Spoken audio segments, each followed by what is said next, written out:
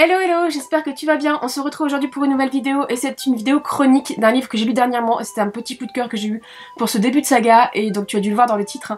Mais aujourd'hui je vais te parler de Iscari, Asha, tueuse de dragons de Christine Ciccarelli. Je vais faire l'accent italien. Donc du coup ce livre est sorti le 18 avril, hein, c'est ça, parce que moi j'ai reçu les épreuves avant, mais ouais, le 18 avril 2019 aux éditions Gallimard, et c'était une sortie que j'attendais énormément parce qu'en fait la version VO, je sais pas si tu as déjà vu, enfin j'essaierai de te mettre la couverture, mais c'est The Last Nasmara, enfin le titre en VO, etc. Et en fait ça me tentait énormément, il y avait eu des super bons avis en VO, etc. Et quand j'ai vu qu'il allait être édité par Gallimard et traduit, je me suis dit wouh, c'était la fête quoi, parce que c'était génial. Et ça faisait longtemps que j'avais pas lu de roman avec une trame de fond avec des dragons, et donc du coup là ça a été vraiment trop cool de pouvoir replonger dans cet univers. Je m'attendais pas à ça et franchement... Il y a ça, c'est du bon, franchement c'est du bon. Alors je vais te lire la 4e de couve parce que bah voilà, elle est pas énorme de toute façon, donc voilà. Et puis après bah, j'essaie de te faire un résumé maison, mais voilà, on verra bien. Donc du coup, au royaume de Firgard, les légendes sont interdites, elles sont dangereuses. Pourtant le sort d'Asha, princesse solitaire, leur semble étroitement lié. Asha est une tueuse de dragons, crainte par tout son peuple, elle est Iscari. Donc en gros, je te lis aussi les petits messages. Donc une héroïne forte et farouche, très beau portrait de jeune fille avide de liberté. Entre Game of Thrones et les contes de Mille et une nuits, une grande romanesque, guerre épique, suspense, intrigue politique et religieuse, passion et même une pincée d'humour. Un monde où les histoires attirent les dragons comme les pierres précieuses attirent les hommes. Donc en gros, là tu te retrouves dans... C'est de la fantasy pure, hein. Donc tu as une belle map au départ. Tu te retrouves à suivre du coup Asha, qui est une jeune fille qui comment dire, qui est la princesse de Fingard, hein, comme c'est bien dire. Firgard, pardon, de Firgard. Et en gros, son père règne sur la ville. Elle a aussi un grand frère et sa mère est décédée quand elle était plus jeune. Sauf qu'en fait, Firgard a connu un grand chaos quand Iscari avait à peu près 10 ans, enfin Iscari, ce qu'on appelle Iscari, mais quand Asha avait à peu près 10 ans, tout simplement parce que Asha a raconté des histoires, et dans ce monde, quand on raconte des histoires, ça attire les dragons, et en racontant des histoires, elle a attiré un gros dragon, enfin un grand dragon, le premier dragon, donc Kozu, et Kozu est venu la chercher pour la garder avec lui, parce que les dragons, forcément, ils aiment... comment dire, c'est tous les dragons, enfin je pense que c'est... Ils aiment avoir leur butin près d'eux, etc. Et sauf que bah elle n'est pas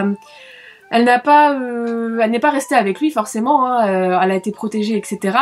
Et sauf que en fait, pendant la bataille, entre guillemets, elle a été brûlée une bonne partie de son corps par le feu de Kozu.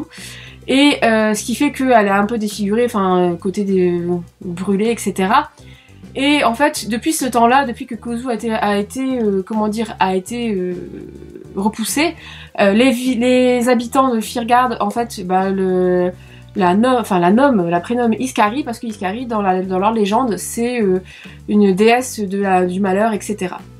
Et tu as du coup l'opposé de la Nasmara, j'ai du mal à le dire. Donc là, je t'ai fait vraiment un résumé... Je veux pas t'en dire plus parce que sinon je vais te spoil, mais c'est un univers très très complet où tu as un côté de légende, un côté très comment dire, ouais, un côté très mythologique en fait, voilà, où tu vas avoir des chapitres, rien que le premier chapitre, tu vas avoir des chapitres en fait avec des histoires qui sont racontées et qui t'implantent un peu entre guillemets le passé ou le passé du pays, de certains personnages, etc. Et c'est vraiment ça qui va te faire plonger encore plus dans l'histoire.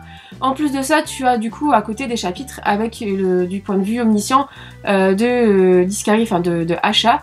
Et donc tu vas la découvrir à l'aube de ses 16-17 ans, il me semble, où en gros elle doit épouser dans 4 jours son sauveur de l'époque, qui n'est autre que Jarek, qui en fait lui à l'époque l'avait protégé, enfin l'avait aidé à s'enfuir de Kozu. Et donc forcément c'est un peu le méchant entre guillemets, et donc tu vas voir qu'elle essaye par tous les moyens aussi de continuer à vivre, de continuer à chasser les dragons, parce que c'est sa seule raison de vivre, parce que maintenant tout le monde l'a rejeté à Firgard. et tout le monde la prend, enfin l'évite, etc. Donc elle, bah, entre guillemets, elle chasse les dragons. Et tout en faisant attention à ne pas raconter d'histoire pour pas attirer les gros dragons, enfin etc. En fait, il faut le lire pour pas que je te... Voilà. Faut que j'arrête. Mais en gros, voilà. Tu vas découvrir du coup Asha qui est un personnage en fait très fort, une héroïne badass, hyper forte. Et en fait, pour finir, au fil des pages, tu vas découvrir une héroïne qui en a gros sur la patate et où beaucoup de choses dépendent d'elle. Pour finir. Et ça a été vraiment super bien. Ce que j'ai adoré aussi dans ce roman, c'est que tu as des personnages secondaires, encore une fois, qui sont très bien présents, très bien définis, et sur lesquels tu t'accroches en fait. J'ai eu l'impression à des moments, d'avoir... en fait, tu t'y accroches et tu t'as mal au cœur s'ils partent, etc. Enfin, tout est savamment bien dosé dans ce bouquin, parce que tu as un côté mythologique, un côté très héroïne badass avec Asha. Tu vois le côté familial, le côté un peu complot avec ce qui se passe à la cour de Fiergarde, etc. Je te dis pas plus. Hein. Tu as un côté aussi rébellion qui est vraiment bien tourné, bien goupillé aussi. Et un côté, enfin forcément avec un peu d'amour, de sentiment. Et là pareil, c'est très bien tourné. Quand ils font un peu la comparaison à Game of Thrones, c'est un Game of Thrones, oui, mais pas non plus aussi gros que Game of Thrones, mais tu as l'intrigue comme ça est vraiment composée un peu de cette façon, et j'ai vraiment beaucoup aimé. Je m'attendais pas du tout à plonger autant dans cet univers. Les dragons au départ je les trouvais très détachés de l'histoire, et au final tu verras que tout... En fait j'ai l'impression de lire un livre où toutes les connexions se font parfaitement bien. C'est comme si tu branchais une clé USB sur un port USB, je sais pas comment expliquer ça, mais t'as le jus qui passe quoi, et il y a bon quoi. Et ça a été ça entre chaque chapitre, entre chaque événement, chaque chose qui se passe. Et j'ai même été surprise à la fin, parce que la fin m'a complètement... je m'attendais pas du tout à cette fin là. J'entendais une fin plus classique.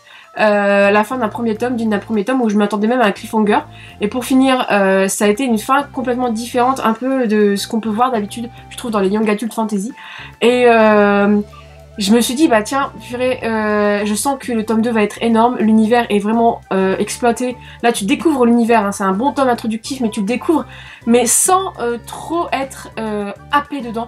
J'ai trouvé que l'auteur a réussi à à te décrire l'univers sans faire des chapitres trop longs. D'ailleurs, du coup, les chapitres où tu as des passages d'histoires racontées, etc. sont là pour ça, et ça se complète parfaitement, tout s'imbrique parfaitement, ce qui fait que les pages s'enchaînent et t'as envie de continuer, quoi. Et tu t'arrêtes pas. Moi, sincèrement, j'ai mis un peu plus d'une semaine à le lire, parce que bah, j'étais pas en mood, etc. Enfin bref, mais à chaque fois que je mettais mon nez dedans, j'étais à fond dedans et je voulais pas l'arrêter. Donc comme quoi, même si j'ai mis plus de temps d'habitude à le lire, il vaut vraiment le coup et se dévore. Enfin moi personnellement, quand je me mettais dedans, je l'ai bouffé, et j'ai même fait j'étais couchée très tard pour le terminer, mais j'ai adoré. Et voilà. Et du coup, bah, je suis super curieuse de voir ce que va donner le tome 2. Parce que là, ce tome 1 est vraiment bien complet au niveau de l'univers, tu découvres plein de choses. Et je me dis que la suite risque d'être vraiment énorme aussi, parce que c'est pas possible. C'est pas possible autrement, parce que je pense qu'il va y avoir plein de choses. Là, l'auteur m'a beaucoup... En fait, elle a retourné plein de choses que tu crois au départ, elle retourne plein de choses, enfin, il y a des retournements de situation vraiment très... tu te dis, ah ouais, quand même, ouais, c'est bien, ouais. Et donc du coup, là, vu comment... Enfin, c'est terminé ce tome-là, je me dis que le tome 2 peut être vraiment pas mal. Il peut vraiment se passer plein de choses intéressantes. Et elle a pas eu peur de faire certaines choses à certains personnages, etc. Et ça, j'ai beaucoup aimé aussi. Donc franchement, si tu n'as pas encore lu, fonce. Si tu l'as lu en VO, ben c'est très bien. Mais si tu n'as pas encore craqué, ben n'hésite pas, parce que pour moi, il fait partie de mes best-sellers, de mes préférés Young Adult Fantasy pour le moment. Il y en a pas énormément, hein, mais il y en a, et pour moi il est à la hauteur de Un palais d'épines et de roses, de La lectrice pour moi, de quoi encore, il peut être à la hauteur de plein de choses, enfin de Grisha. Même si le dernier tome pour moi Grisha ça n'a pas été ça, hein, on se souvient, mais pour moi c'est du bon Young Adult Fantasy qui change aussi, et enfin un petit peu de dragon pour moi. Ça faisait longtemps que j'avais pas lu d'histoire avec des dragons, et ça m'a donné envie de replonger dans des histoires avec des dragons. Voilà. Donc du coup j'espère que cette vidéo t'a plu. Si tu as lu ce livre, n'hésite pas à me donner ton avis comme d'habitude en commentaire, si te tente et tout comme d'habitude hein. Si t'as aimé la vidéo, va mettre un petit pouce bleu comme d'habitude, ça ferait super plaisir. Et puis si tu n'es pas abonné, à t'abonner, ça ferait super plaisir aussi comme d'hab. Et puis je te dis à bientôt pour une prochaine vidéo.